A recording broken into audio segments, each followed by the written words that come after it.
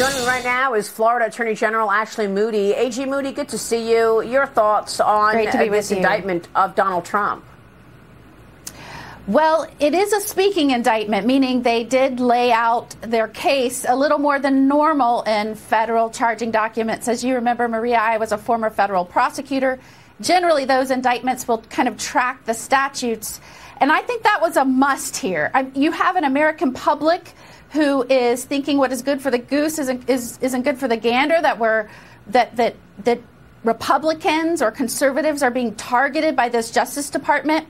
I think your program this weekend was incredible in the sense that you laid out possible defenses. That would be a unique one. But what will happen tomorrow is the president will come in, they will read the charging documents, they'll go through the maximum penalties, and then the defense will have to start laying out a strategy. And I think you've done a good job on this show of pointing out, we just came off the heels of one of his former opponents, Clinton, where, in that case, they did not bring that evidence. Her team did not bring that evidence forward. It came from a third-party agency.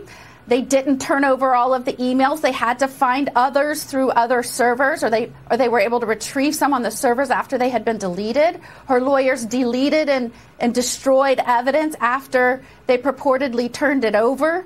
I mean, there are similarities here, which I think are striking the American public, and it was pretty bolden that she would come out and almost mock the president when she was not charged for some of the similar conduct. So it's an interesting case, and I think you've done a great job covering it, Maria.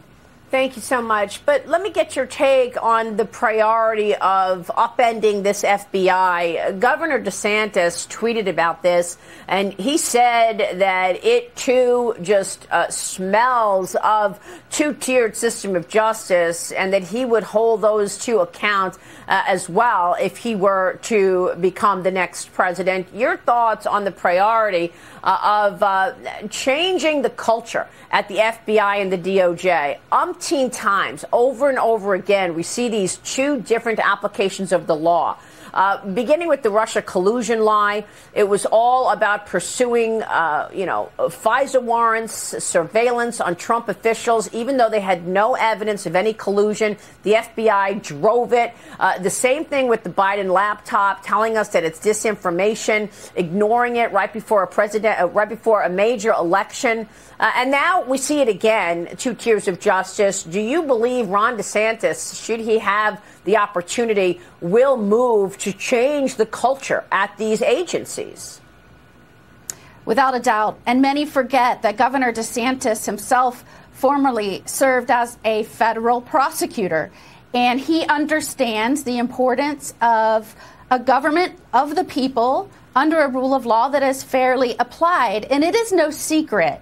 Outside Washington, even agents within the FBI would tell you that within Washington, within that D.C. office, politics have come to bear, and people don't have trust in that Washington office. And so, do I think Governor DeSantis would do something about that? Absolutely. Do I think that is imperative for the continuity of strength and success and independence of that agency?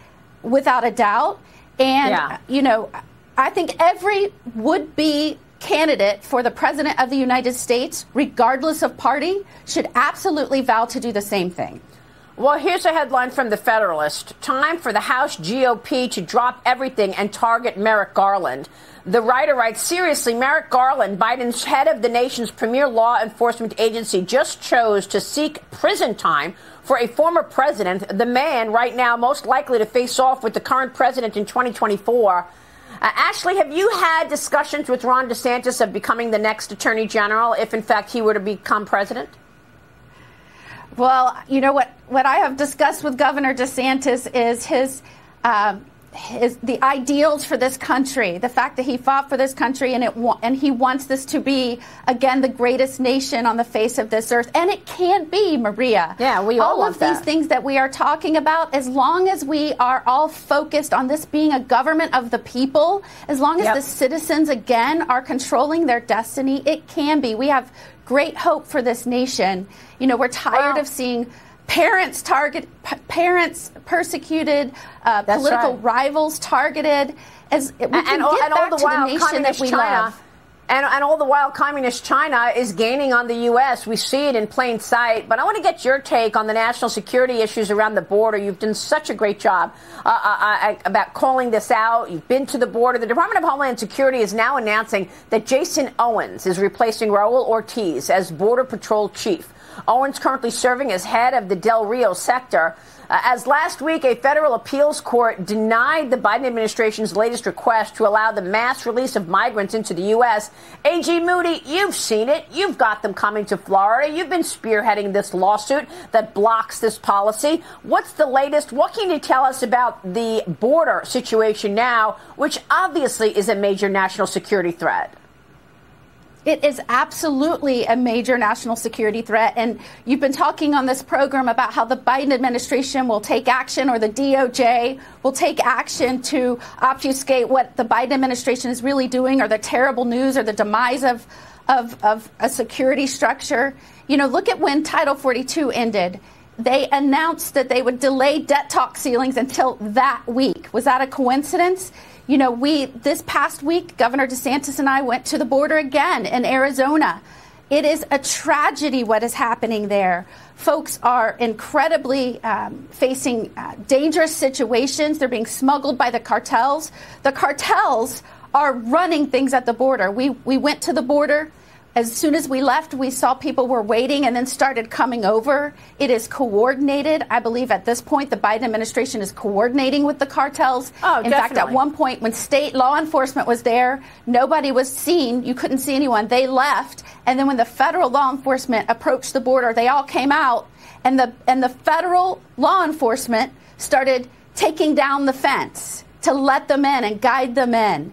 The reality is just untenable. And meanwhile, you have Gavin Newsom saying, oh, we're great people. You're horrible people. You're a horrible person, Governor DeSantis, when you're trying to help get them into a place that is a sanctuary city like California that provides cash funding, you know, in-state tuition, financial assistance, medical coverage to these folks. You know, if he really had compassion, he'd send his own buses and planes down there to pick them up and take them to his state. You know, they're willing to take on that debt with a $32 billion deficit. He's been attacking Florida and Governor DeSantis for sure. We're going to hear from Newsom at the top of the hour. He sat down with Sean Hannity, so we'll be hearing all of his assessments coming up. But, AG, it's great to see you as always. Thanks so much. Great to be with you. All right, Ashley Moody joining us in Florida. We'll be right back with the Hot Topic Buzz. Stay right